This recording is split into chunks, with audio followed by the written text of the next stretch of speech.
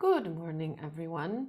My name is Mariola Ochotnikova, and this is our fourth class, if I count correctly,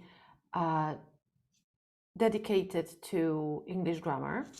Today we are going to cover a very interesting topic of English conditionals.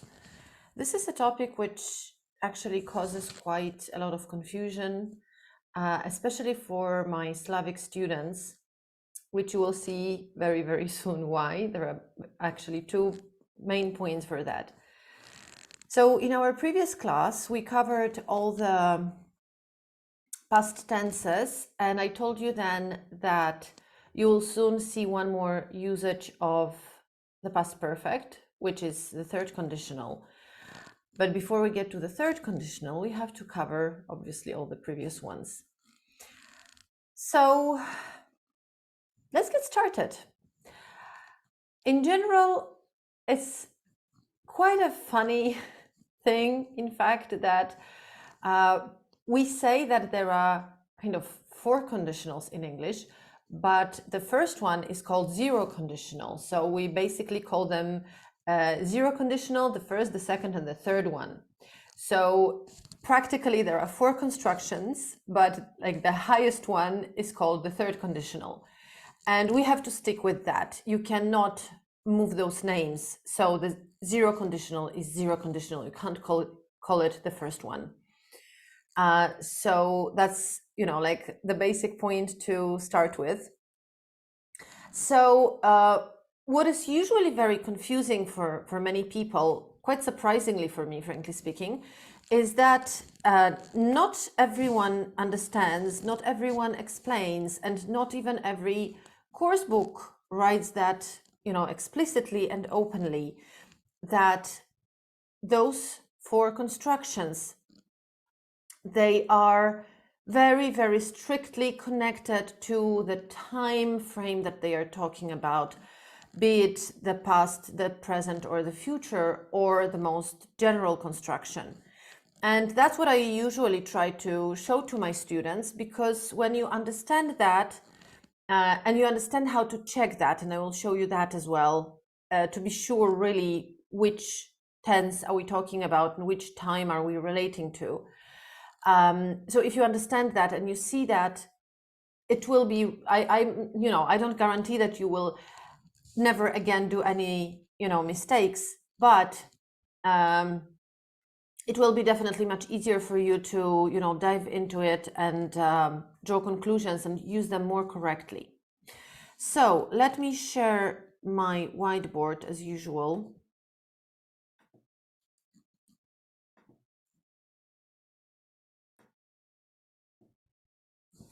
So I will first write just general sentence and we'll see what is happening here.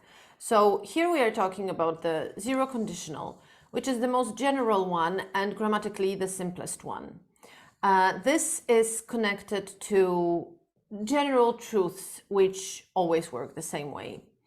So my favorite example is if you warm ice, it melts. You can also say that about yourself. For example, when I am tired,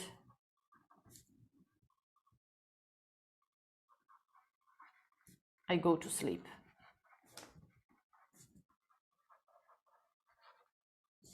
So what tenses do we see here? We just see here twice present simple. You warm ice, it melts. I am tired, I go to sleep. So it's twice present simple.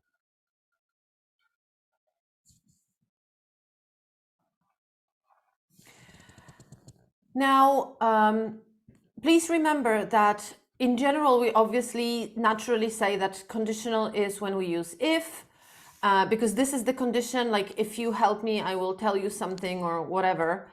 But when is also like a condition word. So when you use when, you have to apply all the conditional rules, which you will see also further down the line when we talk about other conditionals. So especially the first one, actually. So what is the trick here? What time frame does this relate to? This is the general truth.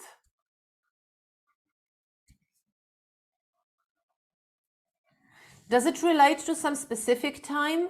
No, of course not. It was exactly the same, a million years ago. Everyone who would warm ice, they would see that it melts. And it was the same, like 100 years ago and 2 hours ago, and it will be the same in the future. It's the same exactly right now. And it's like, it's just universal. It does not change, whatever time, whatever time frame, whatever context, every single time. It's like a physical law that if you warm ice, it melts. Now, when you say something like that about yourself, like in the second sentence, that when I'm tired, I go to sleep. Again, like obviously, here we don't guarantee like 1,000% of like truth, meaning that, okay, there are some times when I am tired, but I can't go to sleep. But when I say it that way, I just emphasize that I am, for example, not the person to take some energizing drinks or to, I don't know, try any other methods of not sleeping. But just naturally, when I am tired, I go to sleep, meaning this is my rule, this is my habit, this is something that I find useful and logical, and that's that. Obviously, sometimes it might happen, especially if someone has a baby, for example. We all know that this doesn't work that easy, right? You might be very tired, but you can't go to sleep. But we are not talking, like this is not a statement in the court, for example, where you have to be really very, very specific and precise. But again, it's just a general truth, even if when we are talking about our life or our emotions, there might be this small, margin of exceptions. Let's call them that way. Okay, but in general, this is always true, and you're just sure about that. So now the first conditional. The first conditional would sound, for example, if, oh, sorry.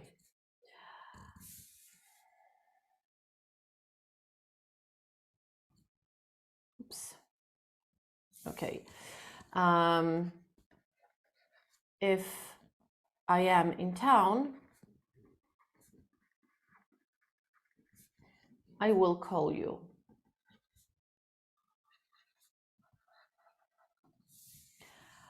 Or when it comes to that,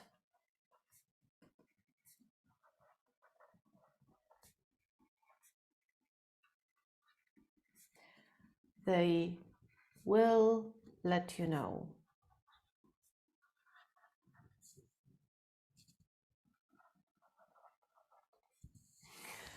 So what do we see here? And this is one of those two most confusing points that I was talking about at the beginning of our class. So the first thing is that here we have present simple, and here we have future simple.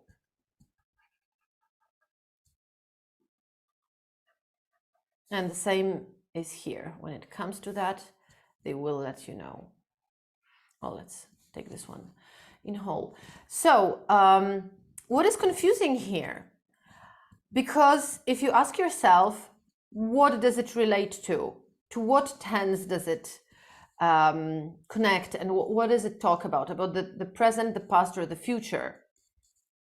It is about the future. So how do we translate this into our Slavic languages? If I am in town, I will call you. Kiedy będę w mieście, ja do ciebie zadzwonię. Когда я буду в городе, я тебе позвоню. So in Slavic languages, we use twice future tenses here, which is, from our perspective, it's very logical, because if we are talking about the truth, like the condition is also in the if we're talking, sorry, about the future, the condition is also in the future. So I am talking about the fact that I might be in town next week, for example, right? Like, why do we say that in present simple in English? That's a good question, probably without a good answer. You just have to remember that. And you cannot use if and will in one sentence. Like I'm going to cover that more in a couple of minutes. I just want to, emphasize that again here, that this is present tense, which is talking about the future, and we stay with this future simple only in the second clause.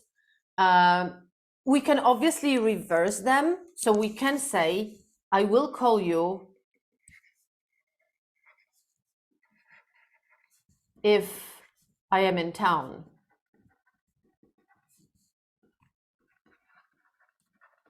So this future simple tense is connected to the consequential cause of the conditional. It doesn't matter which of them stands first in the specific sentence.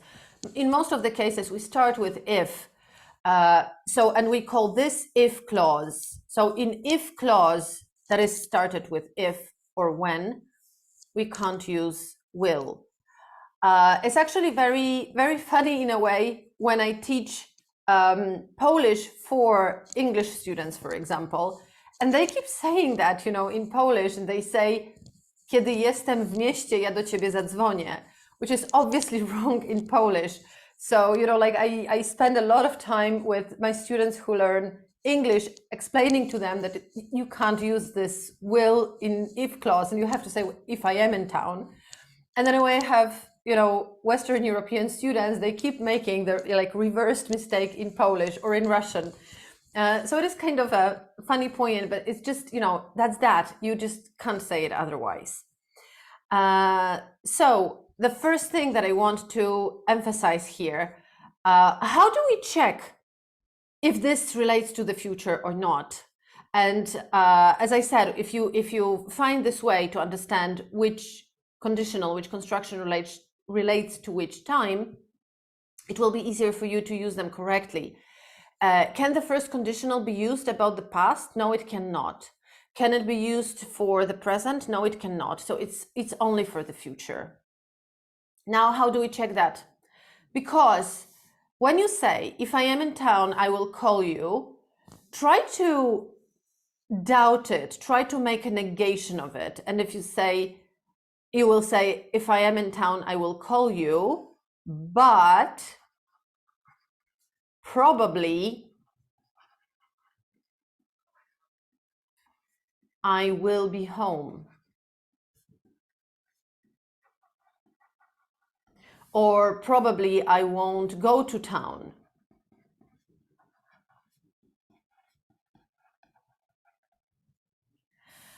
Then when it comes to that, they will let you know,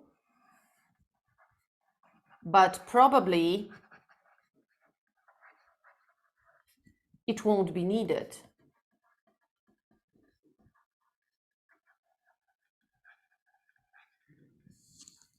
So to make it clear, I will even translate that.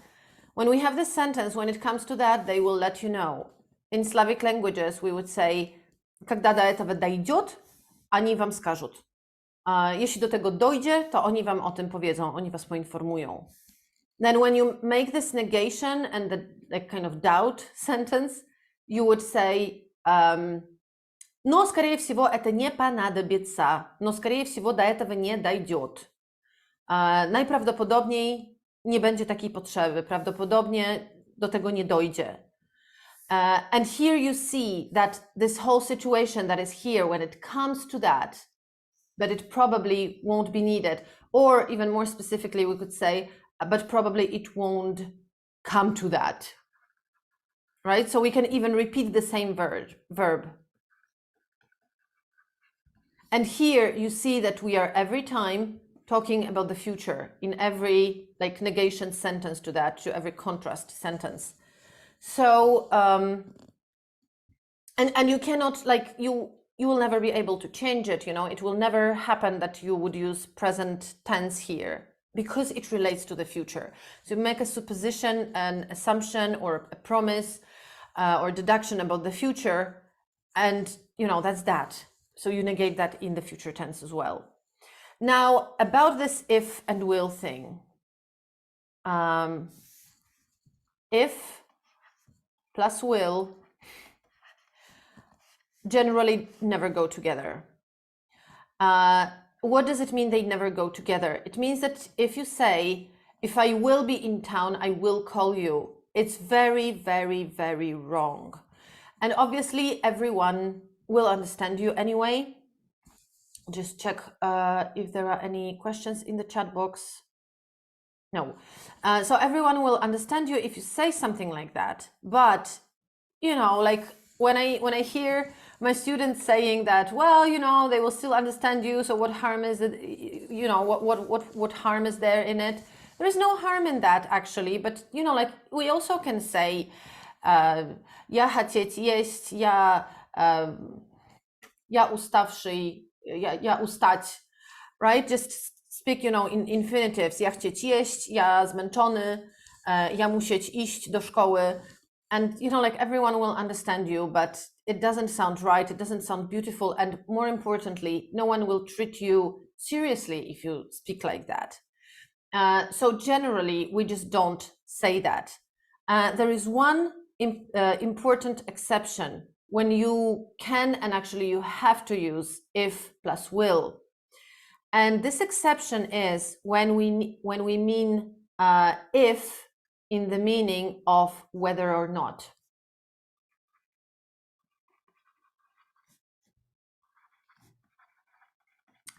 So look, if we have a sentence, for example, I have to check if this will work.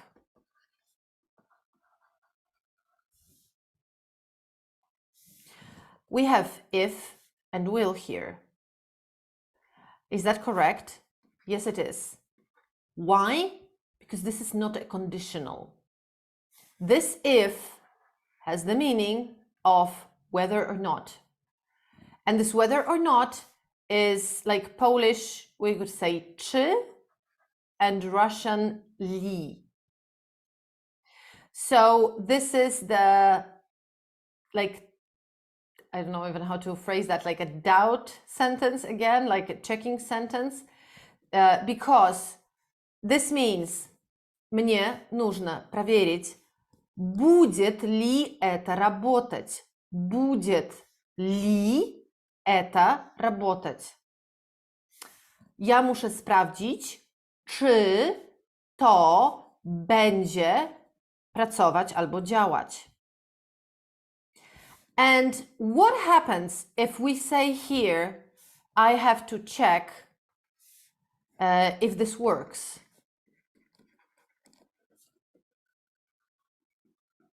What happens then? We change the context completely. Because if I say I have to check if this works, I assume that in general it works already somehow, or it might be working already for some time, and I have to check if this is true, if this works. Now, when I say I have to check if this will work, nothing is working so far. And I have to check or think or analyze if this will work in the future. So here, in this whether or not context, you have to stick with the tense that you are really talking about. So if you mean something about the future, you say, I have to check if this will work. If you are talking about the present, you would say, I have to check if this works, because maybe it works already and I have to check why and how and whether or not, and you know, how efficiently and stuff. In the same way, I could say, I have to check if this has ever worked, or I have to check if that worked back then. So within this whether or not context, we use after if every single tense that is needed by the context of what we are talking about. And this if and will here are the only situation when they really can go together. When you are talking about conditionals, if and will are a big no-no. We just don't do that. If I am in town, I will call you. If I have any questions, I will ask you that. If we go to school, we will enjoy it. If you don't go now, you will be late. Okay, so that's a very important thing. If you have any questions on that, I am checking that now, but I don't see anything so far. And so then we are successfully moving to the next conditional, which is quite logically the second one, because we have already covered the 0 and the first one. So now we are talking about the second conditional. So the second conditional goes with, okay, I'm just checking as always if I haven't forgotten anything, but everything seems to be in order. So I could say, for example, if I spoke Spanish,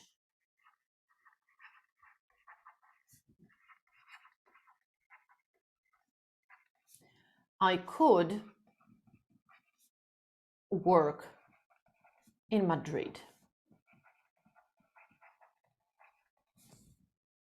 So what do we see here? We see past simple and could, or it could be would also, depending on the context what you want to say. Here in my sentence, I want to say that it would be probable, so I could work in Madrid. But practically, again, it's can in past simple, so it's, past simple tense, but there are not, you can't put like any random verb here, past simple. So you can't say, for example, if I spoke Spanish, I went to Madrid. That wouldn't work. I could work in Madrid. I would go to Madrid, for example, but it should be could or would. So what does that relate to? Does that relate to the future, to the past, or to the present? This one relates to the present. How do we know that? Because if we negate this one, we would say, if I spoke Spanish,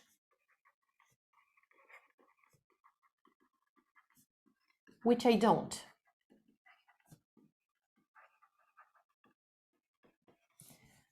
I could work in Madrid.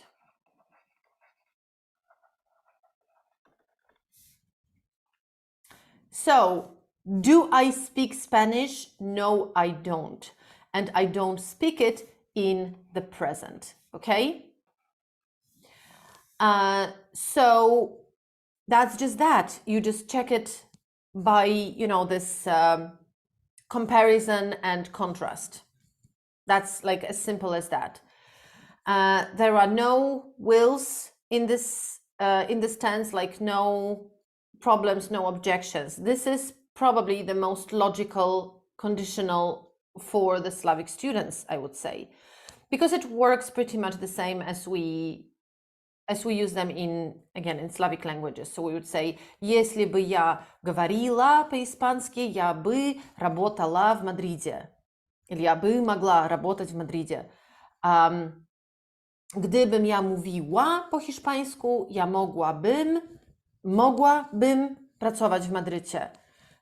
So in Slavic languages, we also have twice past there, and it's like, quite straightforward here. Now, I don't want to call that problems, but the questions start when we jump into the third conditional. Because in the Slavic languages, there is nothing like the third conditional. And when we say, gdybym ja znała hiszpański, ja mogłabym pracować w Madrycie, jeśli by ja говорила по-испански, я могла бы работать в Madridzie. These are the only sentences, you could relate that in the Slavic languages to the present and to the past. So in the Slavic languages, you could say that, gdybym ja wtedy 10 lat temu znała hiszpański, ja bym mogła pracować w Madrycie. Если бы я тогда, 10 лет назад, знала испанский, я могла бы работать в Мадриде. But it doesn't work that way in English. Again, the second conditional is only about the present, about what would happen now. Now I wouldn't be sitting here in Warsaw, I don't know, teaching you a class, but if I spoke Spanish, I would be in Madrid right now, maybe, I don't know, working on some different project or teaching a Spanish class, for example. But that would be kind of happening right now. Now, one more important thing here is what happens with the verb to be when we talk about ourselves. So we can say, if I wasn't sick, I would help you.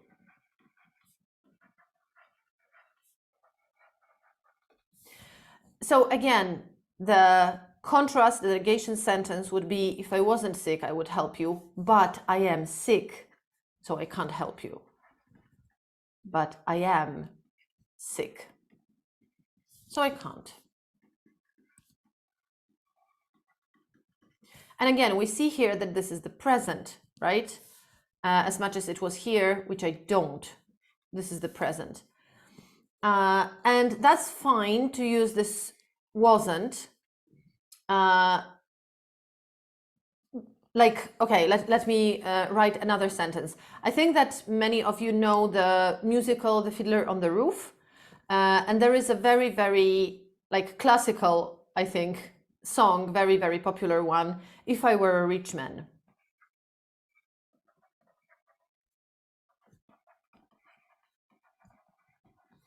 And then he says a lot, I don't remember specifically the line, because actually, this phrase, if I were a rich man, and then, he sings some Jewish melody song. I'm not going to sing it right now because that's not what I do. But so let's say if I were a rich man, I would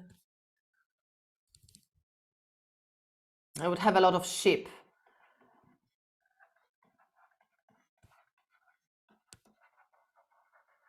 Let's say like that. This doesn't actually matter here. This is just, the second clause of the conditional. That's fine. But what is happening here? Why do we say I wasn't and if I were a rich man? It's not related to the negation. Don't think that when you say in negation, it must be I wasn't. If you say in a statement, it's I were, nothing whatsoever. The difference is in your belief in the probability of the context. So when you say, if I wasn't sick, you quite logically assume that, I could be healthy right now. It's actually we prefer to think that this is our normal state, to be healthy, not to be sick. And, it happened and it's not for a long time. But it's very, very possible to imagine that I could be healthy right now, and then I would help you. So that's why you say, if I wasn't sick. Now, this where form comes when you think that this is impossible. That's why we can only say, if I were you. Because this will never happen. I will never be anyone else. I will always be only myself, right? So I cannot say, if I was you. Can you hear such a context? If I was you? Yes, you can. If we imagine some science fiction movies, for example, where people can literally exchange, their body, their minds, and they can literally exchange, places, and that would be normal for them, then they could say, if I was you. But not in our world, not in our reality, at least not yet. For now, this is impossible to exchange places with anyone. So that's why we have to say, if I were you, I would use something else, or I would go to university, or if I were you, I would tell him the truth. So if I wasn't sick, I would help you. In a statement, we could say, if I was, for example, if I was a little bit richer, quite a logical assumption. Maybe if I work harder, I earn more money, and then, you know, it's real for me.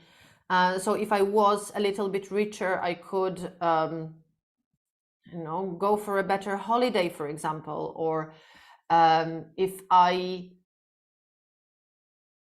was in a shop right now, I would be buying some stuff, because this is quite possible for me to be in a shop. So there is nothing really theoretical. So this is very, very, you know, interesting point actually, of how by saying something you can, you know, you can change those things.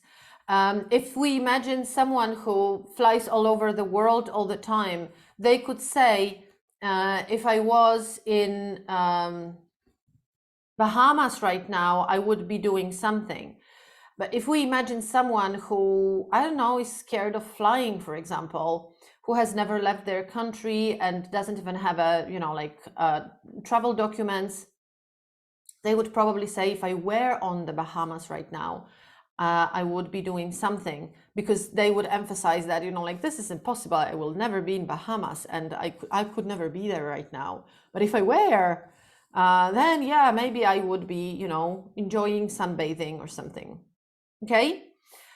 So let me check again the questions. No questions. Perfect.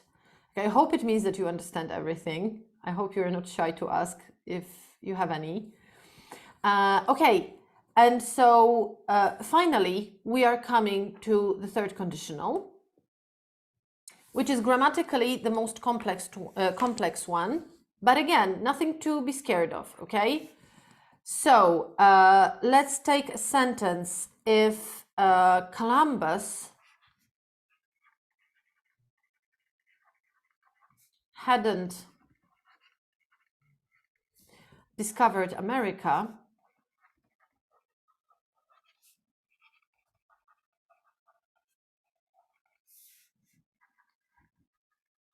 someone else would have done that. Now, what is the main difference between the second and the third conditional? Again, I will repeat that. In the Slavic languages, there would be no difference whatsoever. Если бы я знала испанский, я бы работала в Мадриде. Если бы Kolumb nie odkrył Ameryku, ее бы открыл кто-то другой. Gdybym znała hiszpański, pracowałabym w Madrycie. Gdyby Kolumb nie odkrył Ameryki, ktoś inny by to zrobił. So in the Slavic languages, we don't feel the difference whatsoever. We just understand the difference from the context if we are talking about the present or about the past. Now, in English, the third conditional is only for the past tenses. The time frame is closed. It's so over. You can't change it. This event has already happened. It's there in the past. So this is, you know, like, we use it very often when we talk about history and what would have happened if something else hadn't happened. So the negation, again, this contrast tense, to check it, would be that if he hadn't discovered America, someone else would have done that, but he did.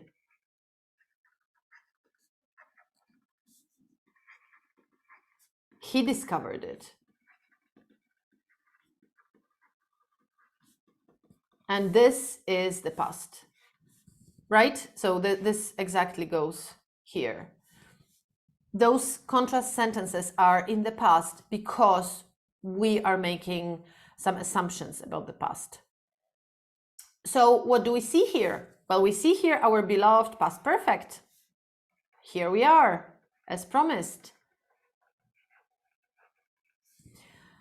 And then would and plus present perfect.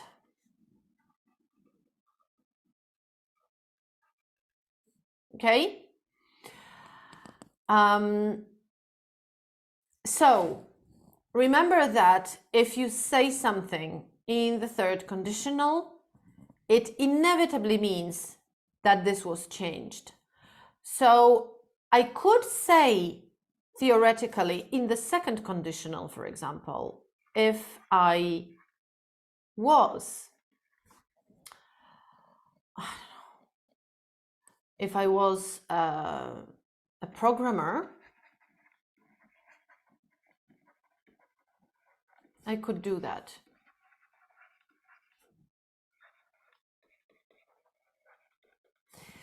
I stay here in the second conditional because, you know, it's kind of possible for me. I can still do those courses. I can still, you know, become a programmer, especially nowadays when pretty much everyone can be a programmer, as it seems.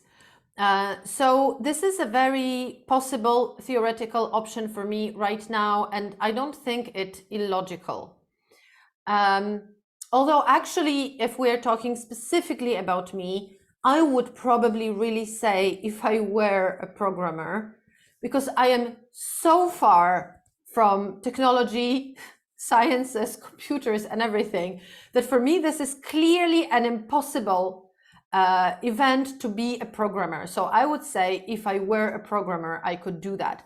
But I would still relate that to the present, meaning that if I were a programmer right now, I could do something. But because I am not a programmer, I have to pay someone else to do that. I have to ask someone, I have to look for someone. And now I am in the situation of looking for someone and, you know, like resolving this problem.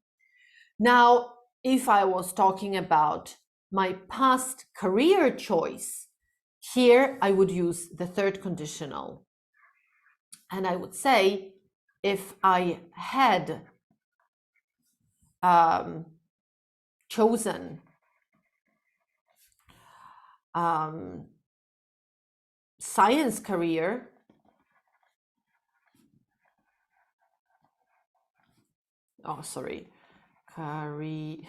career, I wouldn't have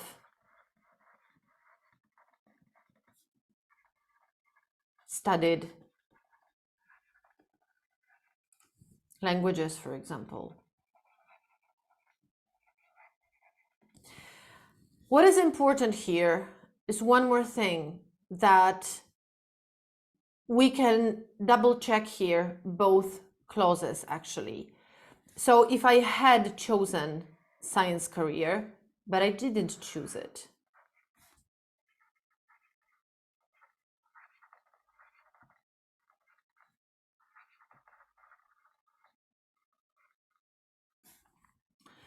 I wouldn't have studied languages,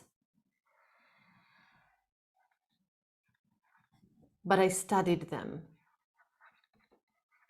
But I studied, or I did study, if I really want to emphasize.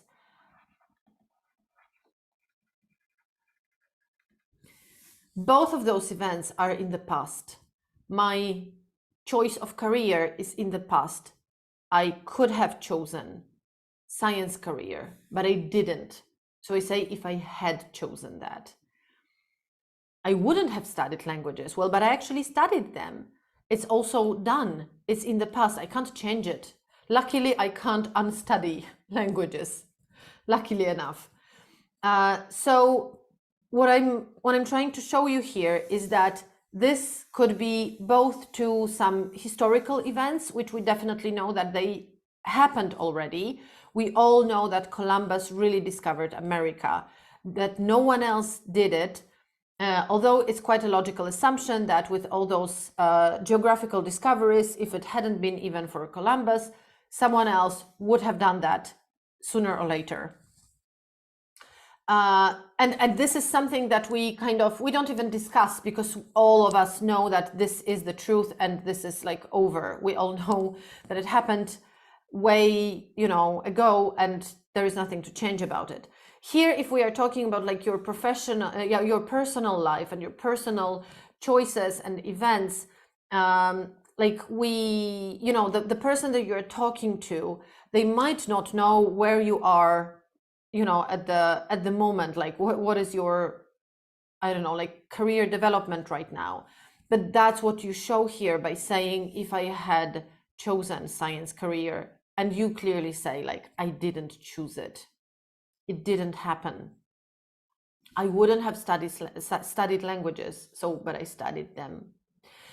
And here we come back to what I was explaining to you when we were talking about the present perfect. Remember, I told you that English language is very much about deduction and analyzing things that you hear.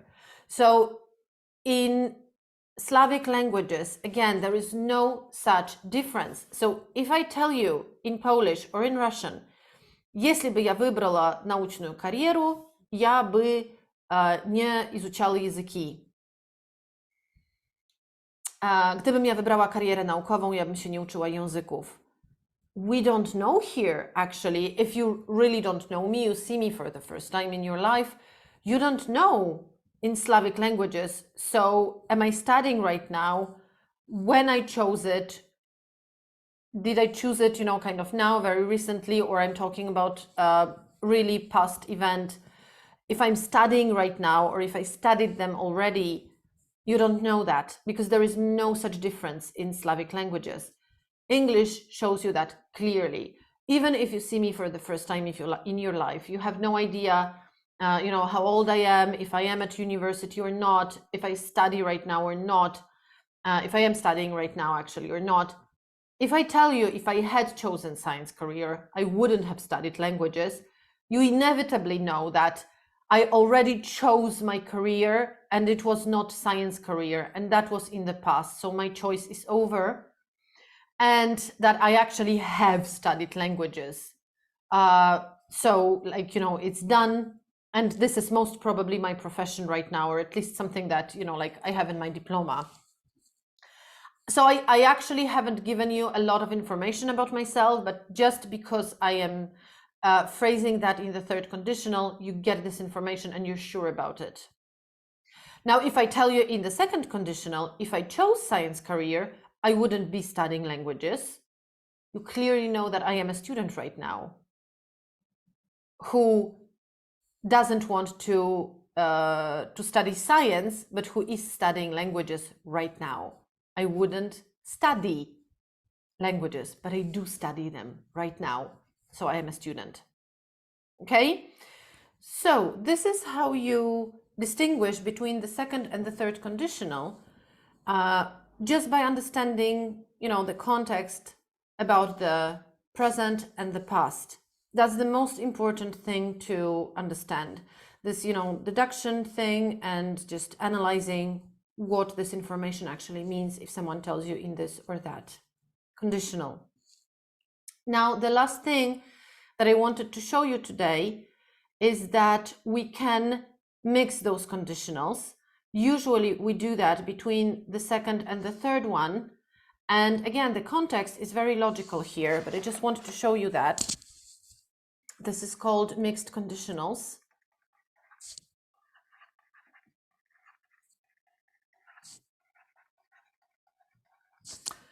And what it means is that we can say, for example, if I were you, I wouldn't have done that.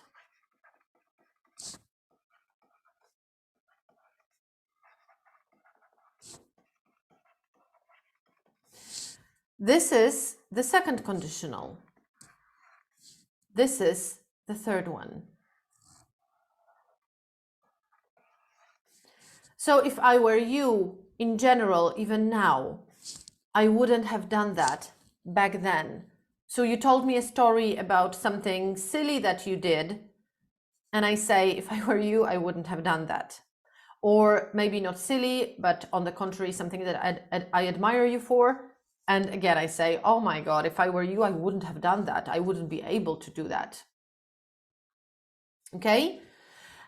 So that's one option, how we can mix them.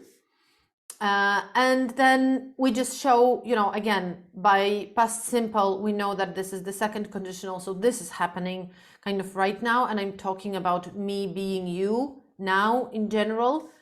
And this one would go for the past because I wouldn't have done that. Because again, if I say, if I were you, I wouldn't do that. that means that you are doing something right now. That's what we say to children, for example, when they are being naughty, they are doing something that they are not supposed to do, and we say, if I were you, I wouldn't do that. You are doing it right now, but I wouldn't do that. Then we say that in the second conditional because it totally relates to the present. Now, if I were you, I wouldn't have done that.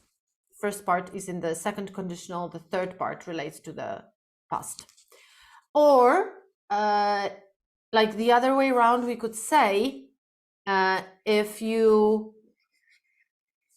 had told me, we wouldn't have to go.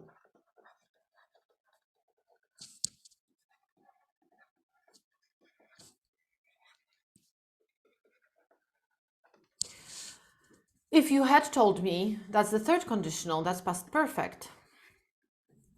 So, but you didn't tell me. So somewhere in the past, you didn't tell me something important.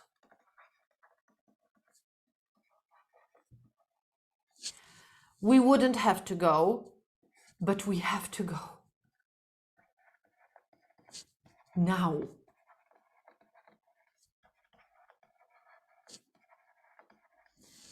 This is the second conditional. So because of some event in the past, which you could have changed if you hadn't told me, or if you had told me, sorry, we wouldn't have to go there now, but we have to. This is the consequence now. That's why we phrase this in the third one, this in the second one. In the same way, if you remember my sentence about Columbus, we could say if Columbus hadn't discovered America, maybe, I don't know, we would still think that the earth is flat. I don't know. So we would think that right now, but he did that in the past. He discovered America. So now what do we have? We know that it exists. So this is the most important thing, I would say, not to switch between the second and the third one. Like the two main really points, as I said at the beginning, there are two most confusing things about the conditionals. First is that we don't use this if and will together. And the second one is to distinguish between the second and the third conditional. It's very, very important in English grammar, okay? So are there any questions? I don't see any.